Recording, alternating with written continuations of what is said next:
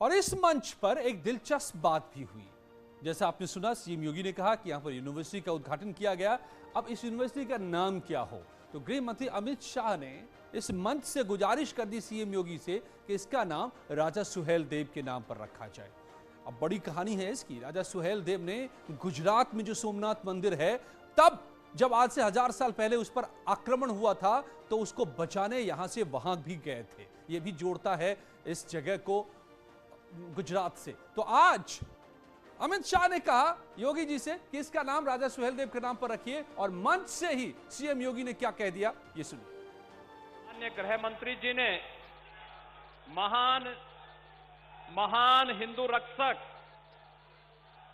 महाराजा सुहेल देव जी के नाम पर आजमगढ़ विश्वविद्यालय के नामकरण के बारे में अपना बहुमूल्य सुझाव दिया है।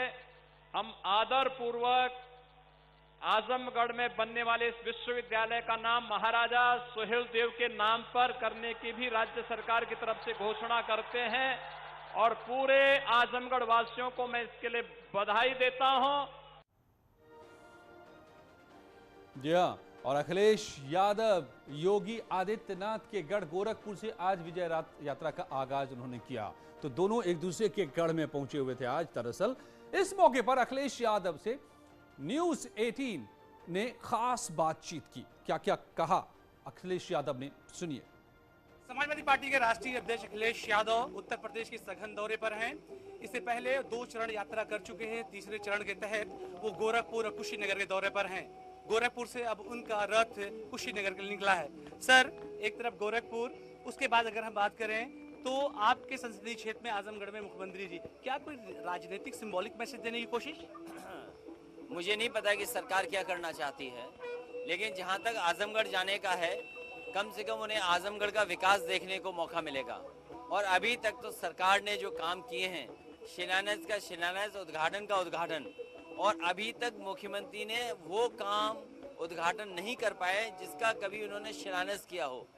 तो स्वाभाविक है, आजमगढ़ की जनता ने हमेशा समाजवादियों को मदद की है, और आजमगढ़ की जनता जानती है कि विकास किस सरकार में हुआ है।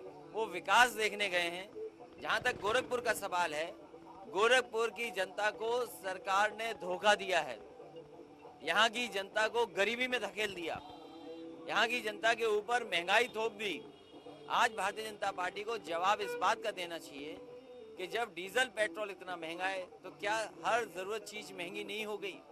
और जिस किसान की आपने आय दोगुनी करने की बात कही थी, क्या किसानों की आय दोगुनी हो गई? और इस महंगाई में जहां पर किसान की मदद होनी चाहिए, गरीब की मदद होनी चाहिए, वहीं लगातार गरीबों को धोखा देने के काम कर रही है सरकार। राजा सुहेल देव के नाम पर अब यूनिवर्सिटी का भी नाम रखा जाएगा। तो क्या लगातार आप देखें तो अखिलेश यादव जी की जो रथ यात्रा है, उसका एक बड़ा इंपॉर्टेंट पहलू ये भी है कि हर 1 किलोमीटर पर लोगों की भारी भीड़ आ जाती है, और फिर वो उनका स्वागत करती है, अभिनंदन करती है, वो लोगों से मुलाकात कर रहे हैं। लोग लगातार उनको विशेष दे रहे हैं, लगातार फूल और मालाओं से उनको लादा जा रहा है। लगातार ये बड़ी खूबसूरत नजारा है। इससे पहले हम लोग कानपुर देहात के दौरे पर जब थे, कानपुर के दौरे पर थे, जालौन के दौरे पर थे, हरदोई के दौरे पर थे, तो लगातार इस तरह के नजारे हम लोगों ने देखे थे। और जबकि उनका रथ गोरखपुर से कुशीनगर की तरफ बढ़ रहा है, तो लगातार इस तरह के नजारे अभी भी देखने को मिल रहे हैं। इसके अलावा हाटा में एक जनसभा भी है। सर, देखिए, लगातार जो जनवादी जो है पार्टी है, जिसका गठबंधन भी समाजवादी पार्टी के साथ हुआ है, उसके भी लोग लगातार उनका विभाजन स्वीकार कर रहे हैं। यानी कि रास्ते भर में इस तरह के नजारे हम सबको खूब देखने को मिल रहे हैं।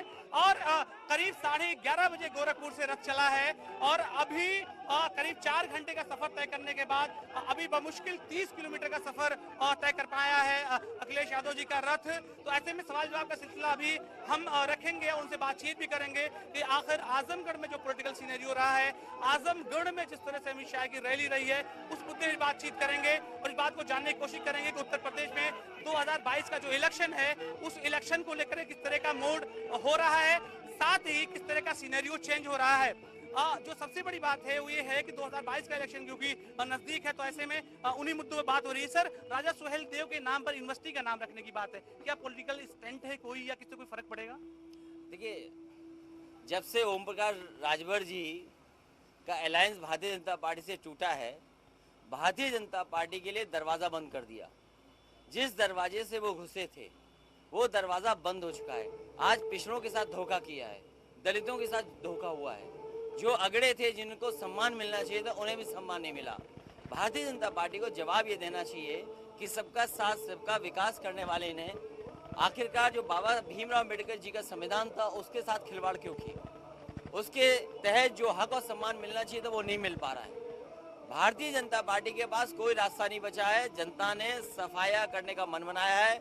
22 में बदलाव होके रहेगा और 22 में बदलाव होना है, इसीलिए भारतीय जनता पार्टी घबराई हुई है। 16 तारीख को एक तरफ जहां पर पूर्वांचल एक्सप्रेस का उद्घाटन है, दूसरी तरफ आपकी भी बड़ी रैली है जो आप जाएंगे आजमगढ़, गाजीपुर से आजमगढ़। तो क्या पैरेलल और लगातार ये जवाब देने की या फिर एक सियासी मैसेज देने की कोशिश? मैं तो समाजवादी सरकार थी उस समय समाजवादी पूर्वांचल एक्सप्रेसवे का शिलान्यास हुआ था। ये पूर्वांचल के विकास के लिए और खासकर उन जिलों के लिए, गाजीपुर, बलिया, आजमगढ़, सुल्तानपुर, आपका जौनपुर, आपका अमेठी, आपका बाराबंकी, लखनऊ, ये वो इलाका है जो विकास से जुड़ा है। ये सरकार ने जो काम 2 साल में होना चाहिए था 4.5 साल में किया है। ये भी कार्य समाजवादियों की देन है। उसका उद्घाटन करने प्रधानमंत्री जी आए। कम से कम भारतीय जनता पार्टी ये बताए कि इस तरह का एक्सप्रेसवे उन्होंने देश में किस कोने में और बनाया है। और सर, अमित शाह जी ने भी आजमगढ़ में कहा कि टूरिज्म का हब है आजमगढ़, तो बातचीत को किस दिशा में ले जाने की ये कोशिश है? जिनको सीमा की सुरक्षा करनी चाहिए, और आज ही सुनने में आया है कि एक कर्नल और कई जवान शहीद हो गए हैं। भारतीय जनता पार्टी की सरकार जब से केंद्र में आई है सबसे ज्यादा कैजुअलिटीज हुई हैं, सबसे ज्यादा जवान हमारे शहीद हुए हैं। जो सीमाओं को सुरक्षा करने की जिनकी जिम्मेदारी थी वो आज क्यों नहीं सीमाएं सुरक्षित हो रही हैं, ये सवाल का जवाब भारतीय जनता पार्टी को देना चाहिए। लोगों से इतनी मुलाकातें हुई सर, फीडबैक से आपको क्या लग रहा है कि उत्तर प्रदेश का मिजाज क्या है, मूड क्या है?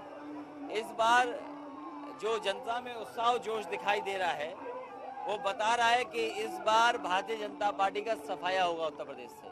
ये थे मेरे साथ समाजवादी पार्टी के राष्ट्रीय अध्यक्ष अखिलेश यादव जी। एक बार फिर से मैं नजारे दिखाऊंगा जो नजारा लगातार रास्ते भर देखने को मिल रहा है। इसी तरह भीड़ उमड़ रही है, लोग अपना प्यार उनको दिखा रहे हैं। स्पेशली पूर्वांचल का जो पूरा ये सफर है, जो सफर करीब आधे घंटे में पूरा किया जा सकता था, उस सफर में अब तक 4.5 घंटे से ज्यादा का सफर हुआ है और वो सफर धीरे धीरे पूरा हो रहा है। हाटा में एक जनसभा को भी अब संबोधित करेंगे। साफ तौर से यहाँ पर अखिलेश यादव जी का जो है काफिला रुकेगा भी और वो जो है मुलाकात के लिए लोगों से जा रहे हैं। तो ऐसे ही नजारे देखने को मिले। देखिए लिफ्ट का किस तरह से इस्तेमाल करते हैं वो साफ तौर से आप देखें। लिफ्ट से अब ऊपर जा रहे हैं लोग, अभिवादन वो स्वीकार करेंगे। लोगों का जो प्यार है कम से कम पूर्वांचल की धरती पर उसको स्वीकार करने जा रहे हैं। तो ऐसे में ये तो पूरा सफर है जो पूरी रथ यात्रा का, विजय रथ यात्रा का, उसमें तरह तरह के रंग देखने को मिल रहे हैं, लोगों का प्यार देखने को मिल रहा है। कैमरा पर्सन गोपी गिरी के साथ अलाउद्दीन, न्यूज़ 18, कुशीनगर। जी हाँ, तो सच चुका है